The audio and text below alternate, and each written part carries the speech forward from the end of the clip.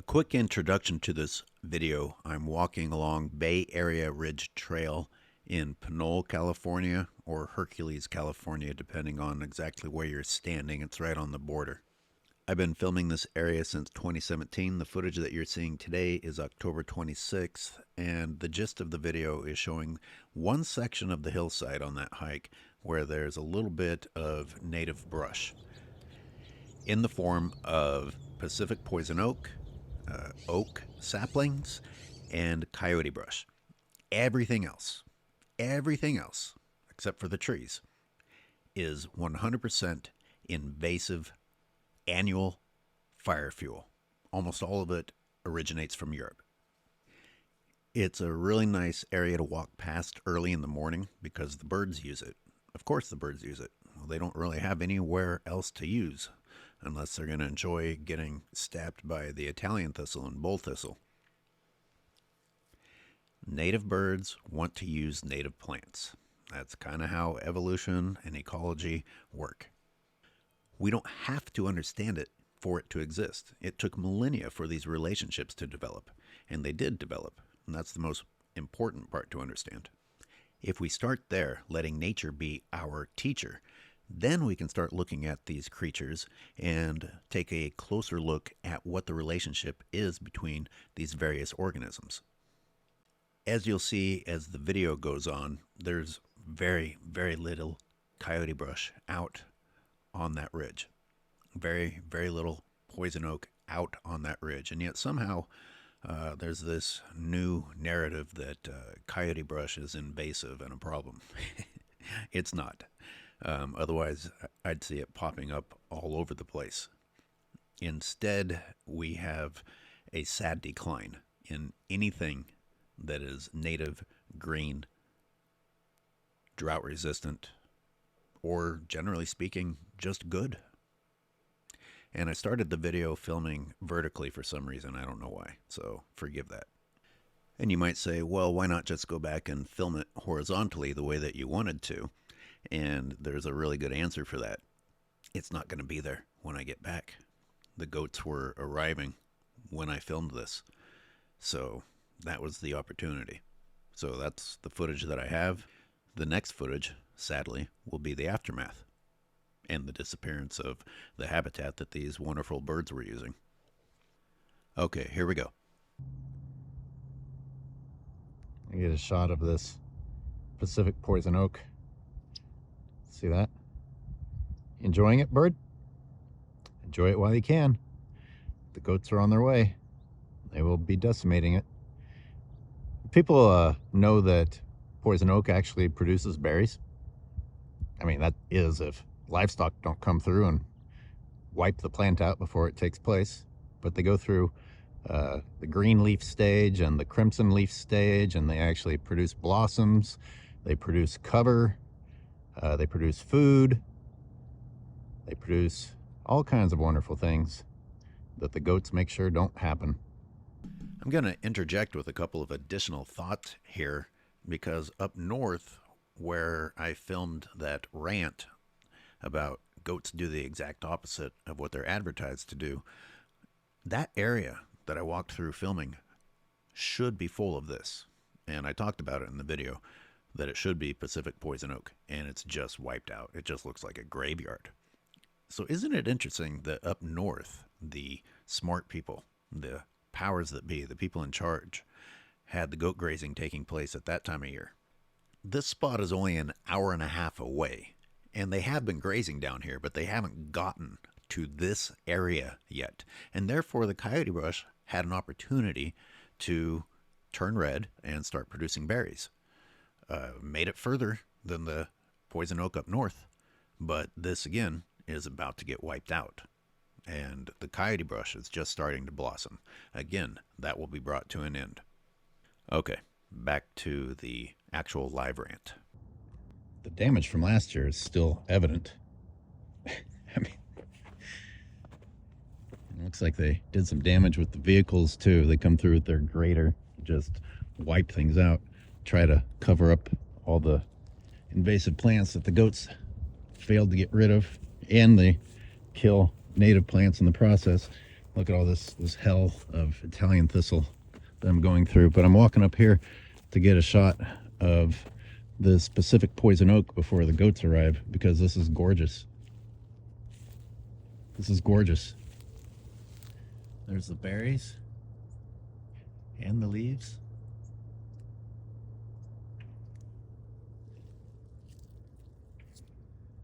And the goats will wipe this out. Then everything will look like this disgusting Italian thistle.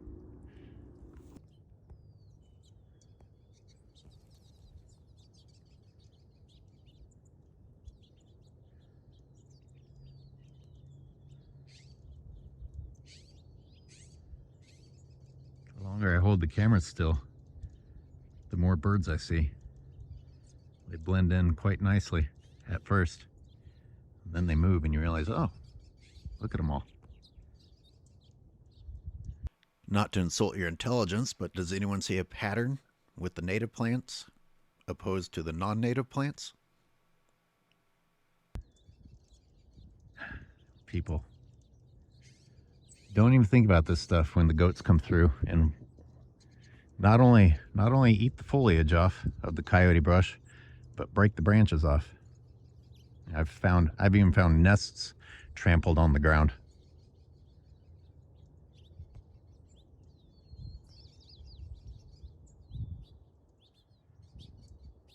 It's a beautiful time of day. The birds are active. If you listen closely, you can actually hear the birds over the sound of the most intelligent species with their rat race, freeway noise pollution. Let's go get a closer look at some birds. And as I walk back to film some more birds in the coyote brush, I just want you to take in what the Italian thistle looks like. And that's introduced by livestock, that is promoted by livestock. It is the true fire fuel threat, and yet media doesn't talk about those. But in recent years, wonderful native coyote brush has been targeted as a villain. The only thing that looks good and green here, let's get rid of that.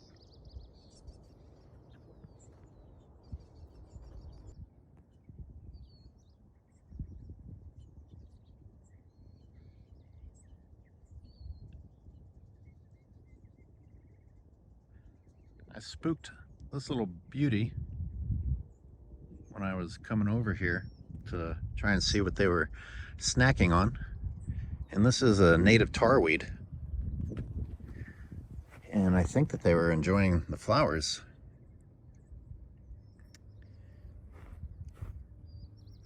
This supposedly stinks. Supposedly a lot of animals won't eat it. I actually think it smells good. Let me pan up. I've got a... There you are.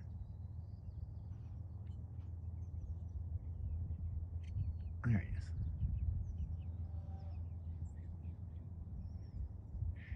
is. Anyway, the goats actually don't very often get to come through this part because it's right here and in this awkward spot between douchebag mountain up here.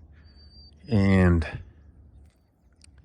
this unfortunately still doesn't save these, because the grading truck driven by the most intelligent species comes through and kills all of these native plants.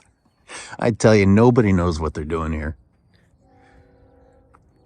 I think the only people spending any time on these projects are the people in the marketing department writing the script for the lies that you're told.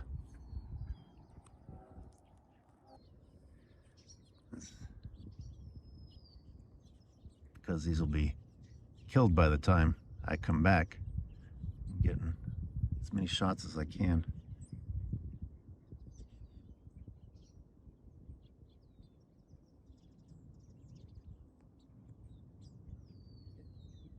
That's what the birds were nibbling at.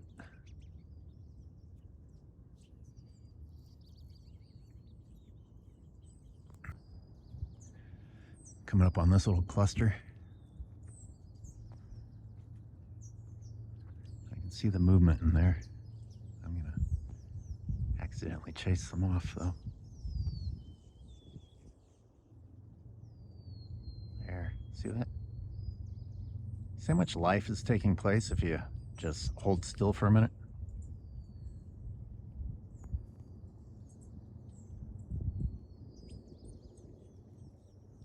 See, there's more of them. A couple up in this tree next to the coyote brush. Here come a few more to join.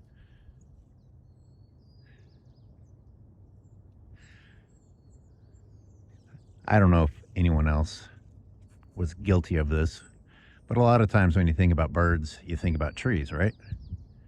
Birds actually spend a lot of time on the ground and a lot of time down in hedges and amongst grasses. You know, I'm just imagining the arguments that people make because the goats can't get to the tops of trees and destroy that too. Like, oh, birds are fine, they have the trees. Like, you aren't really thinking about what birds do and where birds find their food.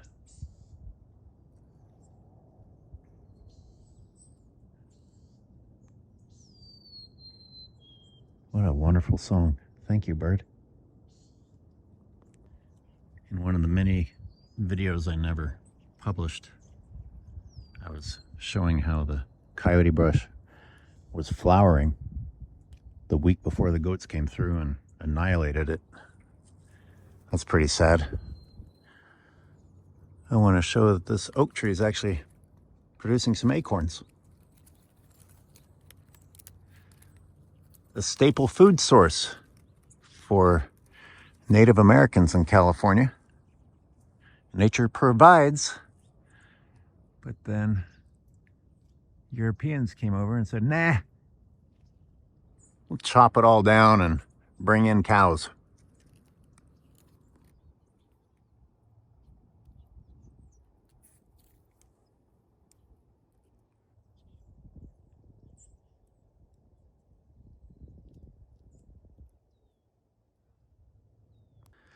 I'm going to continue along, but I was thinking about grabbing some of that tarweed and trying to plant it in other places and then propagate it.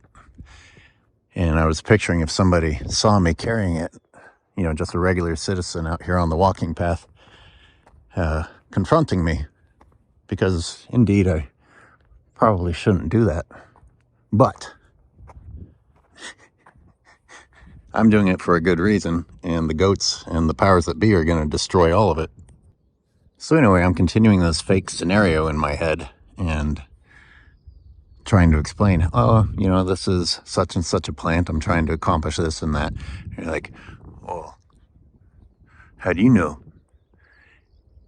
And if I try and explain that the city's going to come and destroy all of this because they have no idea what they're doing, they'd be like, oh, you think you know more than them? And here's the sad thing. I do. I wouldn't call myself an expert.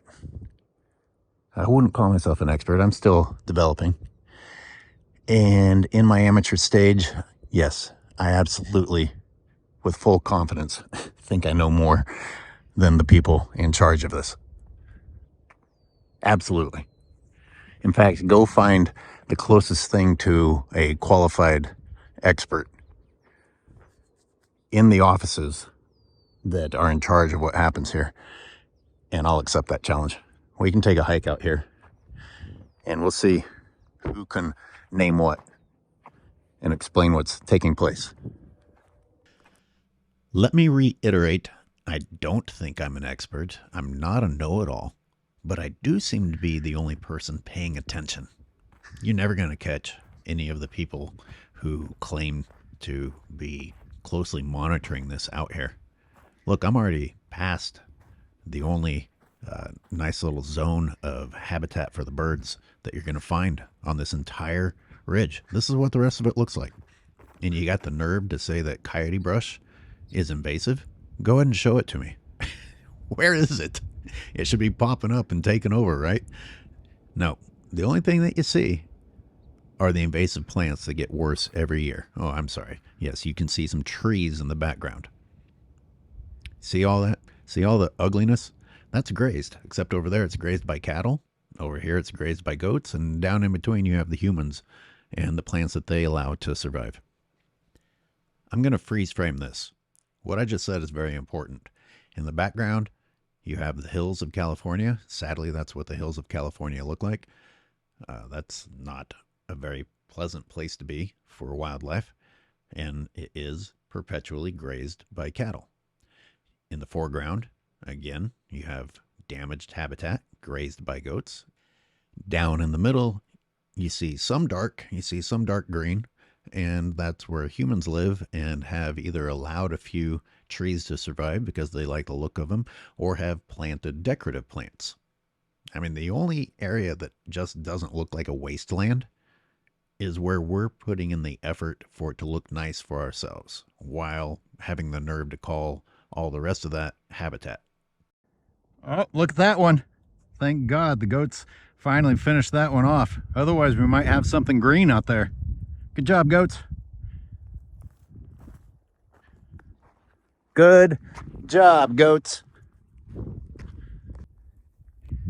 I should absolutely film that one.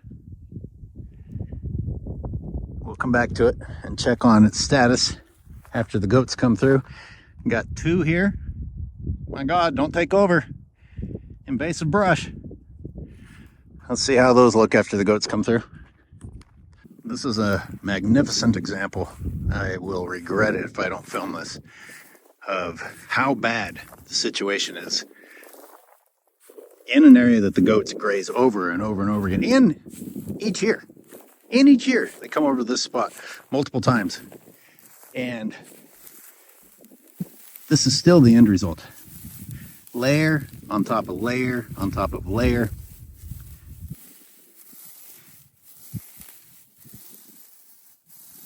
Now, I talked about how a lot of times the goats come through and give the impression that they did a good job because the vegetation is laying flat. This is exactly what I'm talking about, except that the goats aren't even responsible for this. After a while, when an annual plant is dead long enough, it also will lay down. You get a few that are stuck upright like this. But overall, this is just... Man, that's a lot. How do they fail that badly? Anyways, here's some coyote brush that, despite the damage that the goats do every year, tries to fight back. So we will come back. The goats are just over that hill. So we'll come back and we'll see how all of this looks. My prediction is this is going to be decimated. The goats won't have even bothered getting into here. It's a really weird thing, but they just can't be bothered with sticks. They may shorten a little bit of this, but by far and large, it's just going to be covered in goat shit. We shall see. Continuing the hike, I think I've already made my point, but I'm going to continue filming in case anyone wants to pretend that I'm making this up. You know, almost the entire rest of this hike is going to look like this, with the exception of one or two native plants fighting against the odds to survive. Notice the drastic drop in bird activity. You know, forget enjoying the songs of birds the rest of this hike because they don't want to be here. And can you blame them? And, you know, I'm talking about birds. Where are the big animals? Where are the medium-sized animals? I mean, there's no wildlife to be found, sadly. Now, I'm not saying that a deer won't come through here, or a coyote won't come through here, or a skunk won't come through here, but it's rare. Where are they? Where are they? Look at that ugly, ugly grazed hill. The only thing good are the trees surviving. And then look at the private property down there. The only place that the goats don't graze. Not allowed on people's property, but they're welcome to go decimate nature. There's the goats. You see the little dots there in between? Once again, demonstrating goats pretty much graze everything except for private property. So don't pretend that it's scientific. The rule is keep them off of private property. Everything else is fair game.